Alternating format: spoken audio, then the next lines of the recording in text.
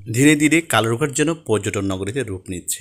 আসসালামু আলাইকুম। আজকের ভিডিওতে আমন্ত্রণ জানাচ্ছি। আমি এস.এম. ফারুক। আমার ব্লগ ভিউতে আপনাদেরকে স্বাগতম জানাচ্ছি। আজকের ভিডিওতে শেয়ার করছি কালুরঘাটের। এর আগে আমি বেশ কিছু ভিডিও শেয়ার করেছিলাম কালুরঘাট নিয়ে। কালুরঘাট বর্তমানে পর্যটকদের জন্য অনেক দারুণ একটি জায়গা। এটি শহরের খুব কাছে হওয়াতে প্রচুর মানুষ এখানে যায়।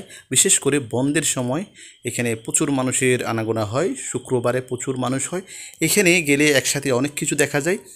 প্রথমত এখানে কালুরঘাট ব্রিজ, সাথে কর্ণফুলীর সুন্দর নদী এবং নদীর পাড়ে বসার জন্য ব্যবস্থা রয়েছে। এখানে পাওয়া যায় বিভিন্ন ধরনের যে স্ট্রিট ফুড খাবারগুলি, যেমন ফুচকা, চটপটি, বেলপুরি, বাদাম, এই আইটেমগুলি এখানে পাওয়া যায়। দেখতে পাচ্ছেন এখানে লোকজন বসে এগুলি খাচ্ছে এবং বন্ধুবান্ধব এখানে নিয়ে এসেছে, অনেকে আত্মীয়স্বজন নিয়ে এসেছে। এখানে বিকালের সৌন্দর্য উপভোগ করার জন্য মানুষ ভিড় জমাচ্ছে। সেটি ছোট বড় জওয়ান বৃদ্ধ সবাই নদীর পাড়ে বসে সুন্দর সময়, সুন্দর বিকাল এখানে পার করছে। তাছাড়াও এখানে চাইলে নৌকা ভ্রমণ করা যায়। এখানে নৌকা ভ্রমণ করতে যারা বন্ধের সময় আসে তাদের জন্য এখানে লোকাল নৌকা রয়েছে, লোকাল বোট, সেগুলি রিভার ভিউতে যায় 20 টাকা করে। আর তাছাড়া রিজার্ভ নিলে নৌকা দিয়ে কর্ণফুলী নদীতে ভ্রমণ করা যায়।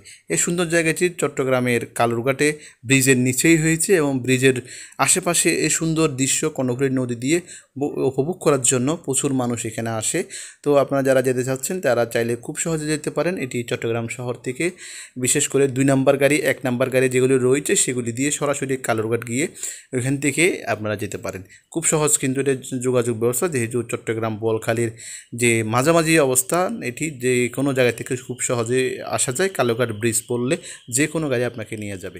সবাইকে অসংখ্য ধন্যবাদ।